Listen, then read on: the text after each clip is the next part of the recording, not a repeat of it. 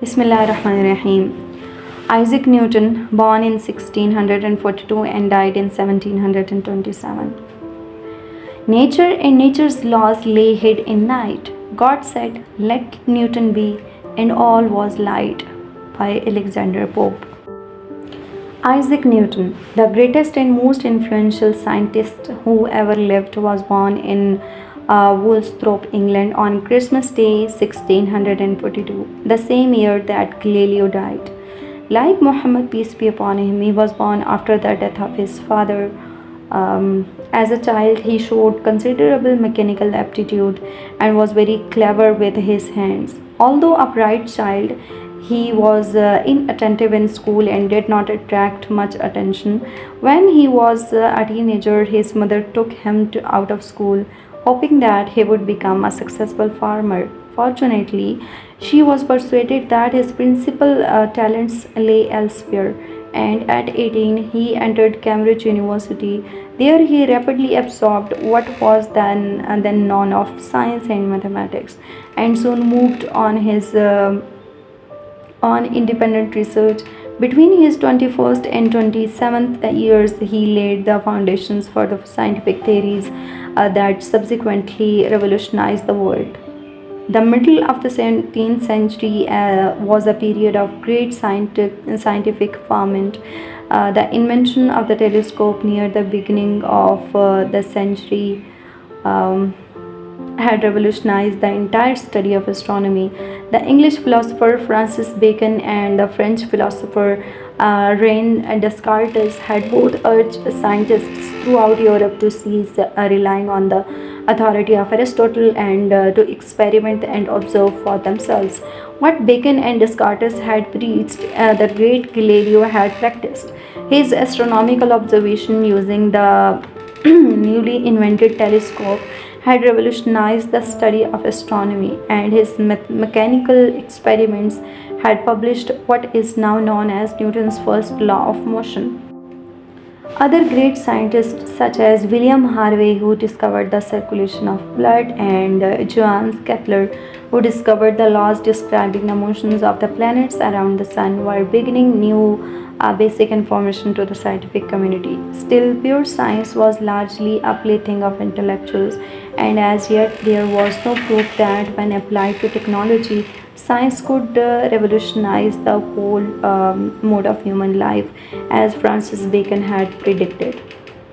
Although Copernicus and Galileo had swept aside some of misconceptions of ancient science and contributed to a greater understanding of the universe, no set of principles had been formulated that could turn this collection of seemingly unrelated facts into a unified theory with which to make scientific predictions. It was Isaac Newton who supplied that unified theory and set modern science on the course which it has followed ever since.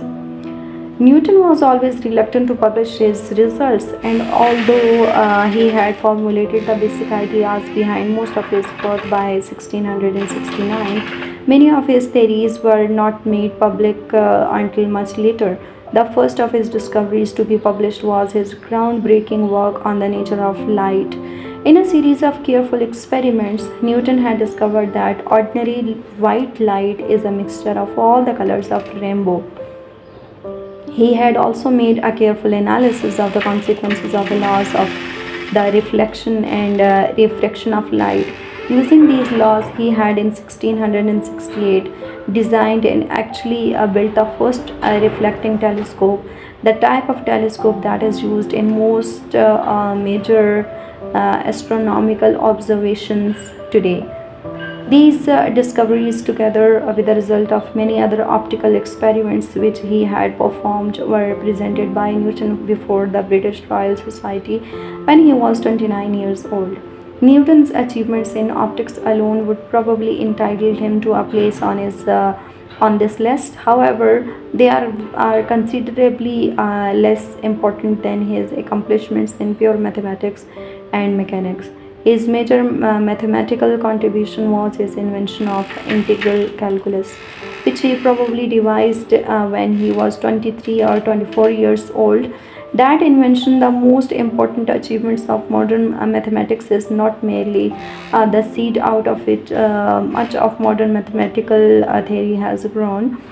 It is also the essential tool without which most of the subsequent progress in modern science would have been impossible.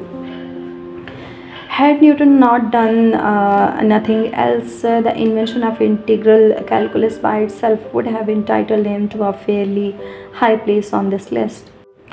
Newton's most important discoveries, however, were in the field of mechanics, the science of how material objects move.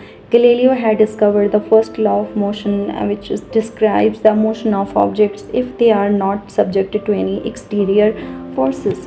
In practice, of course, all objects are subjected to exterior forces, and the most important question in mechanics is how objects move under such circumstances. This problem was solved by Newton in his famous second law of motion, which may rightly be considered the most fundamental law of classical physics. The second law, described mathematically by the equation F equal to ma, states that the acceleration of an object, i.e., the rate at which its velocity changes, is equal to the net force on the object divided by the object's mass. To those first two laws, Newton added his famous third law of motion, which states that for each action, i.e., physical force, there is an equal and opposite reaction. And the most famous of his scientific laws, the laws of universal gravitation.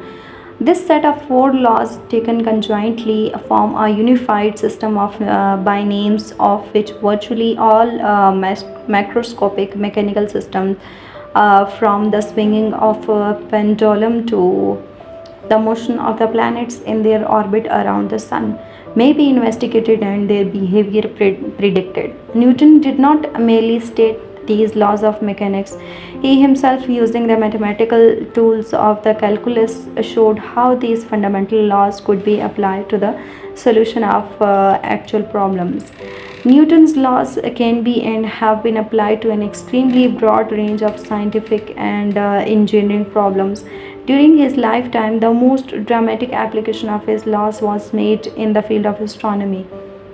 In this area too, Newton led the way. In 1687, he published his great work, The Mathematical Principles of Natural Philosophy, usually referred to simply as the Principia, in which he presented his laws of gravitation and laws of motion.